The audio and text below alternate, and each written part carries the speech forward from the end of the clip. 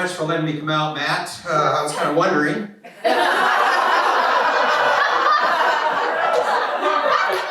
For those of you who are hungry, John O'Groats next door is opening in 10 minutes.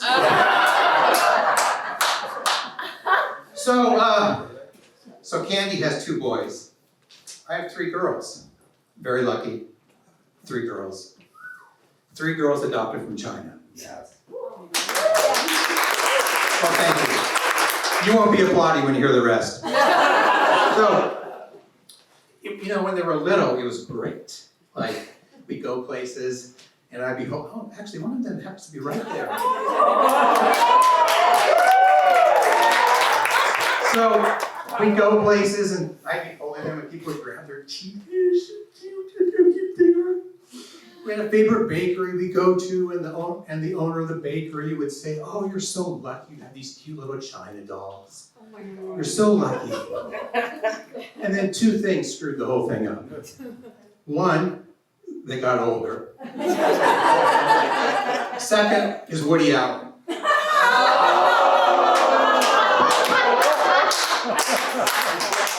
So time went by, we hadn't been to that bakery for a while, and one of my girls said, "Dad, we should go back to that bakery." I said, "Great." So I walk in first, and the greeting was a little different. And I said, "May I have an old-fashioned chocolate, please?"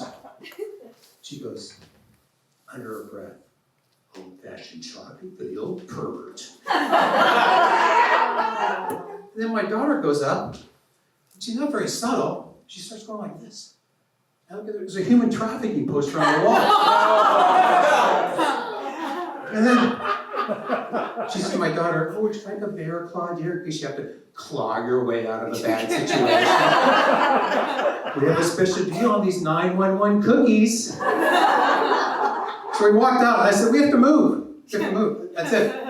So we moved to Seattle. So, as you know, when kids get older, they like to separate from their parents. It's perfectly natural. Now, one of my girls, I'll call her Darla, she didn't really want to do that. She was happy to be seen with me in public. It was very sweet. She even wanted to hold hands when she was like 13 or 14. So one day, we were going to this upscale mall, Bellevue Square. It's an upscale mall outside of Seattle. It's kind of like the Century City Mall, affluent shops. There's rich people, so we're there at the Bellevue Square. There's rich people, there's me. And my daughter is holding my hand. It's very sweet, I'm grateful for that. But then I realized these women are looking at us like this, like the women in the bakery.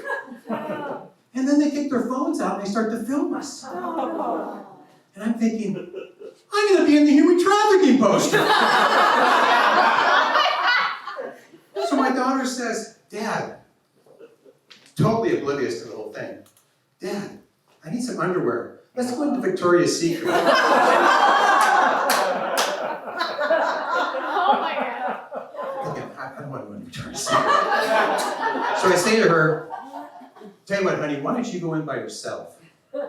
And I just go next door at Starbucks, and I'll look at these family photos on the phone. These photos of my wife, who is my age, as anyone can see, here she is right here." I know you're not exactly my age. I know that. It doesn't work if I say 16 months younger.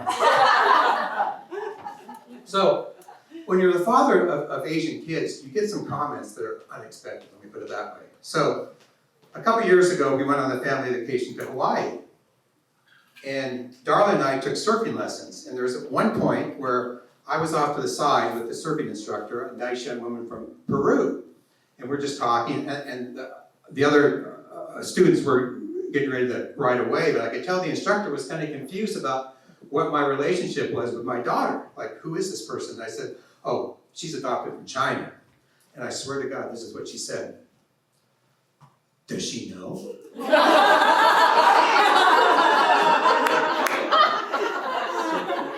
And I said, "No." Why would I tell her such a thing? Can you imagine the trauma? So Darla came paddling over, I said, "Great ride, honey, you must have gotten that balance from your mother."